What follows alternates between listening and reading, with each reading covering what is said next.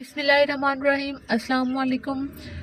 Welcome back to my YouTube channel. आज की इस लेक्चर में हम लोग यूनिट नंबर 1 का मोस्ट इम्पोर्टेंट टॉपिक देख रहे हैं, method of separation of variable.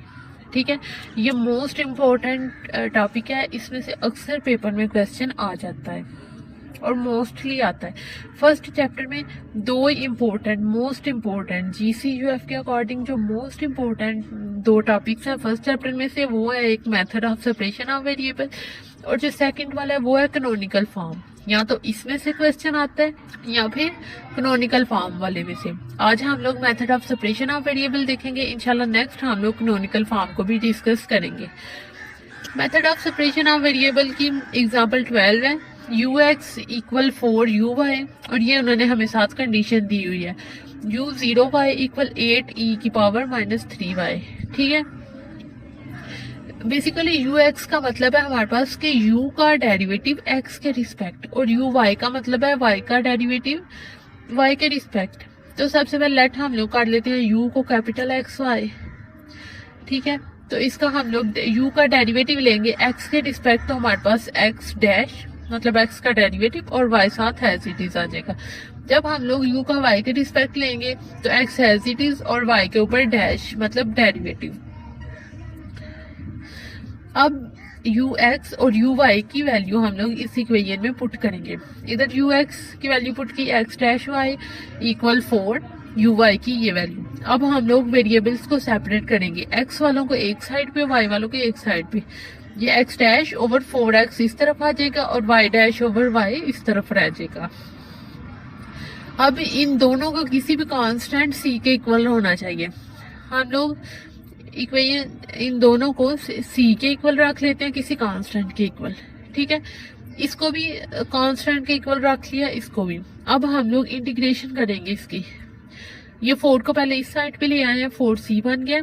इसको इंटीग्रेट किया है, x है, ये x है, ऊपर x का डेरिवेटिव है, तो ये हमारे पास ln x हो जाएगा ओवर इसकी इंटीग्रेशन x के रिस्पेक्ट ली तो हमारे पास 4cx आ जाएगा प्लस ln a हमारे पास इंटीग्रेशन कांस्टेंट है कोई।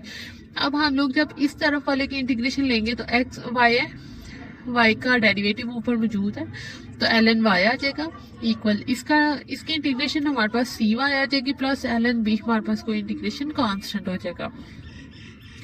अब हम लोग जानते हैं कि लॉग और एक्सपोनेंशियल एक दूसरे के रेसिप्रोकल होते हैं, तो हम लोग इसमें इधर तो हमारे पास ln y आ जाएगा इक्वल, इसके साथ हम लोग ln और साथ एक्सपोनेंशियल की पावर cy लिख लेंगे।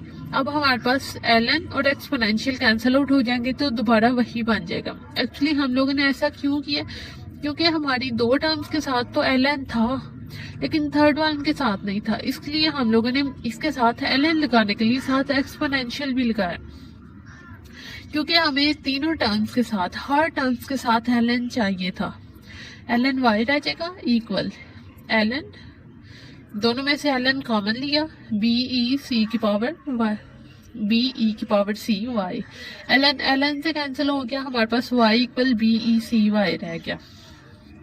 ठीक है, हम लोगों ने इसको सॉल्व आउट किया मजीद तो हमारे पास y इक्वल BECy आ गया। ठीक है, ये हमारे पास y की वैल्यू आ गया है। हमारे पास जो x की वैल्यू थी वो हम लोगों ने इधर तक तो सॉल्व आउट कर लिया था कि ln x जो है वो हमारे पास 4cx प्लस ln a के इक्वल आएगा। ठीक है, अब हमारी दोनों टर्म्स के साथ तो ln है, थर्ड वन के साथ नहीं है, इसके साथ भी हम लोग सेम वही प्रोसेस करेंगे, ln और e दोनों ले आएंगे साथ।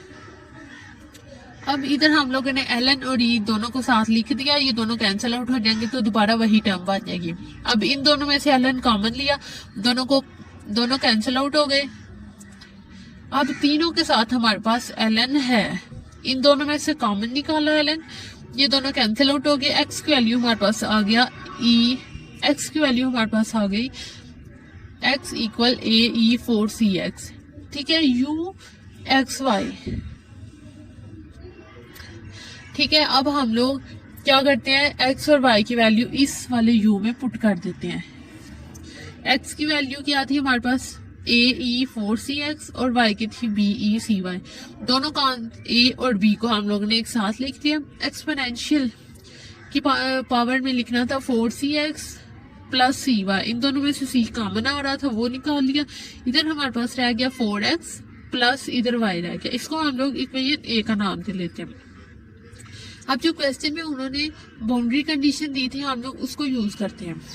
अब अगर देखा जाए यहाँ तो हमारे पास u और y है, x जो है वो यहाँ पे 0 है, मतलब हम लोग इस इक्वेशन में x इक्वल 0, जहाँ जहाँ x होगा वहाँ वहाँ 0 पुट कर देंगे, यहाँ भी 0 पुट कर दिया, y as it is equal A B E की पावर c 4, यहाँ x की जगह 0 आएगा प्लस y, ए बी को हम लोगों ने किसी भी कांस्टेंट d का नाम दे लिया, ठीक है। यहाँ हमारे पास कोई भी कांस्टेंट d आएगा, लिख लेते हैं हम लोग यहाँ पे भी कि यहाँ जो इस ए बी की जगह हम लोगों ने d लेट किया हुआ है, तो यहाँ भी हमारे पास d ही आएगा। इसको हम लोग इक्वेशन स्टेरिक का नाम दे लेते हैं, ठीक है।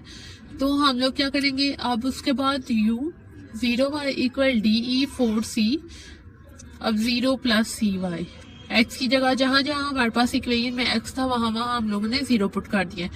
u into 0y equal D E, ये इसके साथ मल्टीप्लाई होगा तो 0 हो जाएगा, और एक्सपोनेंशियल की पावर 0 हो तो वो 1 होती है, डॉट e की पावर cy वो एज इट इज। अब u ऑफ 0 इंटू, अब u इंटू 0y हमारे पास 8 e की पावर माइनस 3y के इक्वल है, वो लिख दिया, ये d रह गया डॉट e की पावर cy, ठीक है। अब ये सोल्यूशन जो हमारे पास आया है ये सिर्फ उस सूरत में पॉसिबल है कि अगर d जो है वो 8 के इक्वल है और c जो है वो -3 के इक्वल है। यहाँ से हमारे पास d की वैल्यू 8 निकल रही है और c की वैल्यू -3, अगर हम लोग इसको कंपेयर करते हैं हमारे पास यहाँ से d की वैल्यू 8 निकल आई और c की वैल्यू -3। अब हम लोग इस इक्वेशन में, ये जो स्टेरिक वाली इक्वेशन है इसमें पुट करते हैं, ठीक है। तो हमारे पास क्या आ जाएगा, नहीं एक्चुअली ये वाली है हमारी, इसको हम लोगों ने इक्वेशन ए में पुट करना है, u into X Y equal, A B की जगह हम लोगों ने डी लेट किया हुआ है, तो डी की वैल्यू हमारे पास क्या है 8 आ गया, ई की पावर, सी की वैल्यू हमारे पास -3 है, 4x plus Y which is required equation, ठीक है। ये हमारी इक्वेशन है बाय सेपरेशन ऑफ वेरिएबल के। इसमें हम लोगों ने वेरिएबल्स को सेपरेट किया, जो उन्होंने हमें बाउंड्री कंडीशन दी हुई थी वो पुट की। अब हमारे पास बुक में जो है वो एग्जाम्पल 12 के 2 पार्ट्स हैं, ठीक है। पार्ट 1 और पार्ट 2 का जो क्वेश्चन है वो तो सेम है, लेकिन उसकी बाउंड्री कंडीशन में फर्क है। तो हम लोगों ने जहां तक ये सॉल्व की हुई थी वहां तक हम लोग इसको सेम वही लेंगे, ठीक है। यहाँ तक तो हमारी सॉल्व थी, ए बी की जगह हम लोग डी लिखेंगे, ई की पावर सी 4x प्लस वाई, ठीक है। अब जैसा कि फर्स्ट वाली कंडीशन में, जो फर्स्ट क्वेश्चन में कंडीशन थी वो हमारे पास सिंगल थी, लेकिन यहाँ पे 2 हैं, तो हम लोग इस डी को D1 भी लिखेंगे और D2 भी, ठीक है। इधर D के साथ D1 लिख देंगे, C के साथ C1 लिख देंगे, और जो सेकंड वाली होगी उसमें D2 ई की पावर, इधर C की जगह C2 4x प्लस वाई, ठीक है। इसको हम लोग करेंगे सेम उसी तरह u एक्स वाई, जहाँ यहाँ हमारे पास एक ही था, लेकिन जैसा कि हमारी बाउंड्री कंडीशन जो उन्होंने हमें गिवन दी है उसमें 2 हैं, तो हम लोगों ने सिंपल ये जो इक्वेशन थी इसको भी हम लोगों ने 2 पार्ट्स में कन्वर्ट कर लिया, D1 और D2 का नाम देके इसको हम लोग इक्वेशन ए का नाम दे लेते हैं। अब हमारे पास जो बाउंड्री कंडीशन है उधर u भी ऐसे ही है और y भी एज इट इज है, x की जगह 0 है, तो हम लोग इस इक्वेशन में जहां जहां पे हमारे पास x है वहां वहां 0 पुट कर देंगे, तो हमारे पास ये चीज बन जाएगी, ठीक है। इसको हम लोग इक्वेशन 1 का नाम देते हैं, इस वाली इक्वेशन को, इसको इक्वेशन 1 नाम देते हैं, और ये हमारे पास इक्वेशन 2 है, ठीक है। उसके बाद हम लोग क्या करेंगे, उसके बाद हम लोग बाउंड्री कंडीशन को अप्लाई कर देंगे, उसके बाद हम लोग बाउंड्री कंडीशन को अप्लाई कर देंगे। बाउंड्री कंडीशन को अप्लाई करने से हमारे पास ये चीज बनती है, हम लोग इसको इक्वेशन 3 का नाम दे लेते हैं। अब हमारे पास फ्रॉम इक्वेशन 2 एंड 3, जो हमारे पास इक्वेशन 2 है वो भी इक्वेशन 2 भी हमारे पास u इंटू 0y के इक्वल है और इक्वेशन 3 भी। तो हम लोग इन दोनों को कंपेयर कर लेते हैं तो ये इस तरह आ जाएगा। अब हम लोग इनकी वैल्यूज को कंपेयर करेंगे। d1 की वैल्यू यहाँ से क्या निकल रही है 8, d1 8 निकल रही है, d2 की वैल्यू हमारे पास 4 निकल रही है, c1 की वैल्यू हमारे पास -3 निकल रही है और c2 की वैल्यू हमारे पास -5 निकल रही है। अब हम लोग d1 d2 c1 c2 की वैल्यूज इक्वेशन नंबर ए में पुट करेंगे। इक्वेशन नंबर 8 अब हम लोग d1 d2 c1 c2 की वैल्यूज इक्वेशन ए में पुट करेंगे, जो कि हमारे पास ये वाली इक्वेशन है। यहाँ हम लोग d1 d2 c1 c2 की वैल्यूज को रिप्लेस करेंगे। रिप्लेसमेंट करने के बाद जहाँ यहाँ d1 था यहाँ 8 आ गया, यहाँ d2 था यहाँ 4 आ गया, यहाँ c1 था -3 c2 -5 which is required equation. ठीक है, यही हमारे पास इसका आंसर होगा। ठीक है, तो आज का लेक्चर हमारा इधर ही एंड होता है। मिलते हैं इंशाल्लाह नेक्स्ट वीडियो में, तब तक दुआ में याद रखिएगा। अल्लाह हाफिज।